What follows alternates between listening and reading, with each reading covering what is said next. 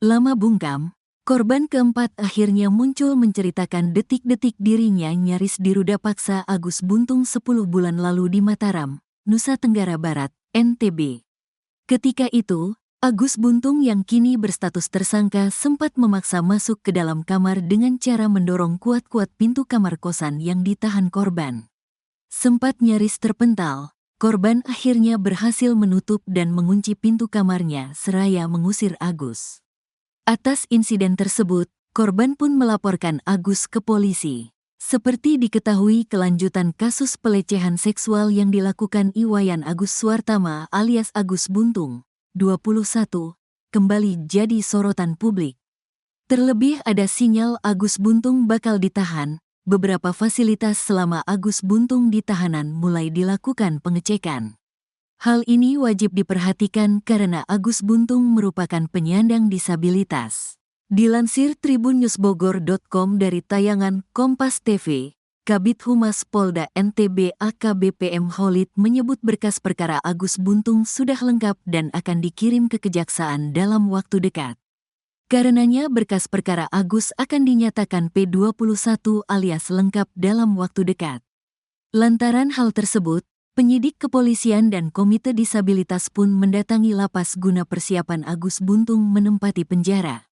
Kepala Lapas Kelas IA Lombok Barat, Nusa Tenggara Barat, NTB, M. Fadli mengungkap pihak lapas akan menyiapkan 3 fasilitas istimewa untuk Agus Buntung yang resmi jadi tersangka kasus pelecehan seksual. Fasilitas istimewa pertama untuk Agus adalah ruangan Agus akan dilengkapi shower. Ada ruangan khusus lansia dan disabilitas yaitu 2 kamar. Di situ nanti sebagaimana biasa lembaga pemasyarakatan, Agus, kita masukkan ke situ, kata Fadli. Nanti di situ ada perbedaan fasilitas, hanya terdapat tambahan kloset duduk karena memang kebutuhan teman-teman lansia dan disabilitas, sambungnya. Kedua, di dalam ruangan yang dihuni Agus bakal disiapkan shower mandi.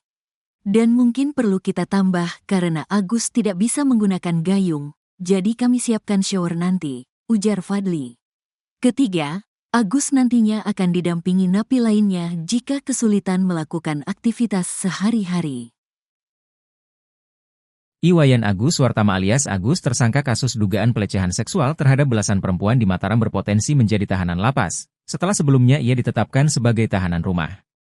Kepala Kejaksaan Tinggi Nusa Tenggara Barat, Kajati NTB, Enen Saribanon mengatakan, pihaknya sudah meminta kepada pihak Lapas Kelas 2 Kuripan Kabupaten Lombok Barat untuk menyiapkan ruangan khusus untuk penyandang disabilitas. Kami sudah melakukan langkah-langkah koordinasi dengan pihak lapas seandainya ada rekomendasi dilakukan penahanan. Kami sudah melakukan koordinasi untuk menyiapkan fasilitas untuk orang-orang disabilitas, kata Enen, Senin, 16 Desember 2024.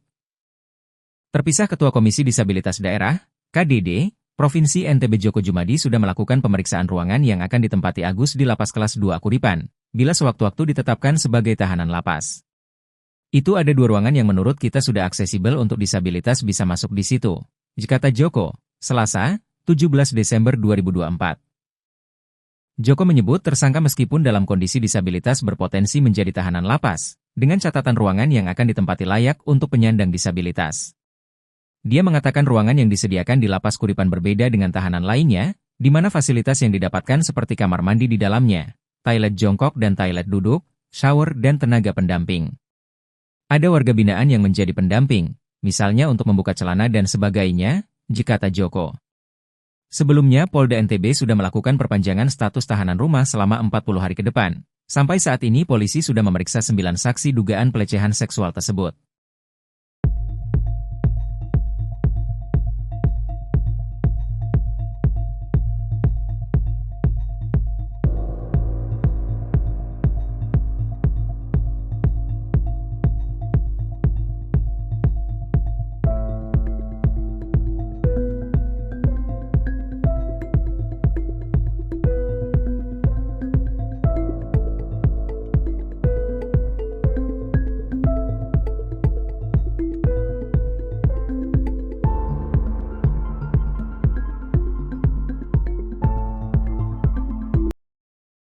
Benarkah jumlah tersangka kasus dugaan pelecehan di Mataram, Nusa Tenggara Barat, NTB, akan bertambah?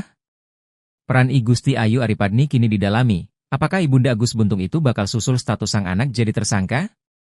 Apalagi selama rangkaian rekonstruksi I Gusti Ayu Aripadni selalu setia menemani Agus Buntung. Ditambah lagi, ada keterangan korban yang menyebut I Gusti Ayu Aripadni sekongkol dengan Agus Buntung untuk melancarkan aksi pelecehannya. Kepala Kejaksaan Tinggi Nusa Tenggara Barat, NTB, Enen Saribanon, meminta Kepolisian dan Komisi Disabilitas Daerah, KDD, mendalami keterlibatan ibu dari Iwayan Agus Suartama, 22, alias Agus Buntung dalam kesehariannya. Dalam petunjuk kami sampaikan agar Komisi Disabilitas memperdalam asesmennya apakah si Agus ini sebenarnya bisa mandiri atau tidak dalam melakukan aktivitas sehari-hari, kata Enen, Senin, 16 Desember 2024. Pengungkapan keterlibatan orang terdekat ini untuk meyakinkan pihak jaksa terkait kondisi Agus yang sebenarnya yang dalam kesehariannya berkegiatan tanpa dua lengannya. Dalam asesmen Komisi Disabilitas untuk mempunyai kesimpulan, sudah melakukan kajian-kajian, penilaian-penilaian dengan orang terdekatnya apakah dia contohnya bisa melakukan aktivitas makan minum itu sudah ada dalam asesmen mereka, kata Enen. Terpisah pendamping korban pelecehan Agus difabel, Andre Saputra mengatakan Agus kerap kali melibatkan ibunya untuk menarik simpati. Memang ada alibi digunakan tersangka kepada para korban untuk meminta menelponkan ibunya, kemudian tersangka ini juga sering menelpon korban yang membuat risih dan korban akhirnya memblokir tersangka, kata Andre. Andre mengatakan mereka juga tengah menelusuri kebenaran kontak yang dihubungi Agus mengenai benar tidaknya itu nomor telepon itu milik ibunya. Kubu korban pelecehan tersangka Agus Buntung menduga I Gusti Ayu Aripadni, ibu dari Agus Buntung terlibat dalam kasus yang menggemparkan Mataram, Nusa Tenggara Barat, NTB. Ditambah lagi selama rangkaian rekonstruksi di 3 lokasi, I Gusti Ayu Aripadni selalu setia mendampingi sang anak, Agus Buntung. Lantas benarkan sang ibu turut berkomplot dengan Agus Buntung untuk melakukan kejahatan? I Gusti Ayu Aripadni akhirnya membuka maksud tujuan Agus Buntung meminta korbannya menelepon sehingga dituduh berkomplot. Satu di antara taktik Agus Buntung dalam memperdaya dengan meminta korbannya menelepon sang ibu, I Gusti Ayu Aripadni.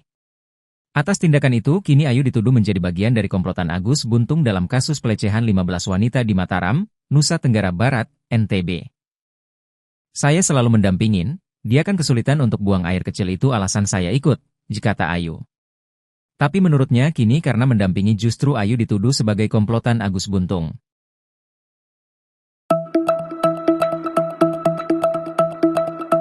Agus Buntung juga baru-baru ini mengurai pengakuan mengejutkan, Agus merespons viralnya rekaman suaranya yang disebar oleh pihak korban.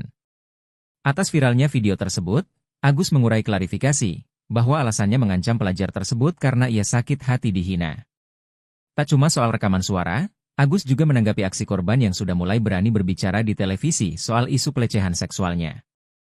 Langsung berikan tanggapan, Agus terlihat gugup, tak lancar bicara seperti biasa. Agus beberapa kali menelan ludah hingga terbata-bata jelaskan kronologi asli kasusnya. Diungkap Agus, ia tidak pernah mengajak banyak perempuan untuk ke penginapan.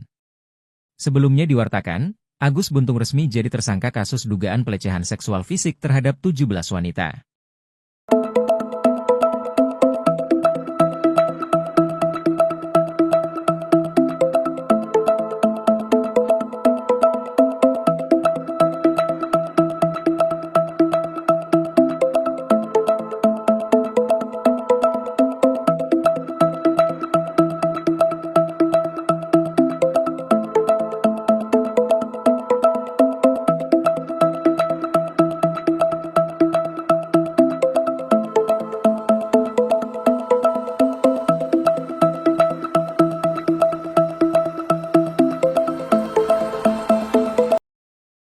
Tersangka kasus pelecehan seksual di Mataram, NTB, Iwayan Agus Suartama alias Agus Buntung, ternyata hampir setiap hari datang ke homestay. Bahkan dalam sehari, Agus Buntung bisa 3 kali datang ke homestay dengan membawa wanita yang berbeda. Hal itu terungkap saat rekonstruksi kasus pelecehan versi Agus Buntung, Rabu, 11 Desember 2024. Senada, pengelola homestay, Sinta Agustina membenarkan Agus Buntung sering datang ke homestay-nya. Si Agus memang sering datang ke sini orangnya, hampir setiap hari, katanya. Kalau langganan sih nggak, dia di banyak tempat, nggak cuma di sini aja. Cuma pas kejadian dia kan di sini, tambah Sinta. Sinta pun mengaku kerap melihat ada yang janggal dengan wanita yang setiap kali dibawa oleh Agus Buntung. Emang ada yang janggal, kemarin ada yang nangis, yang saya lihat ada pakai alma mater biru sama kayak dia. Saya duduk di sana, itu nangis pas keluar dari kamar, katanya. Namun ia mengaku tidak tahu kenapa wanita itu menangis, sebab tidak mendengar adanya suara teriakan dari dalam kamar. Seandainya mereka teriak di dalam, saya bisa minta tolongkan. Tapi tidak ada yang berteriak, ada yang lari, gitu aja yang saya lihat, itu turnya. Sinta pun membantah adanya tudingan yang mengatakan kalau dirinya bekerja sama dengan Agus Buntung.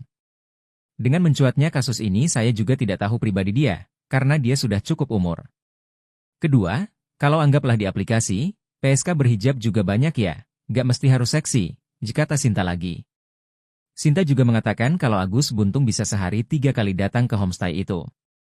Waktu pas saya waktu libur, sehari bisa 2 kali, sama malam sekali. Jadi 3 kali dalam sehari, dengan cewek berbeda, jelasnya.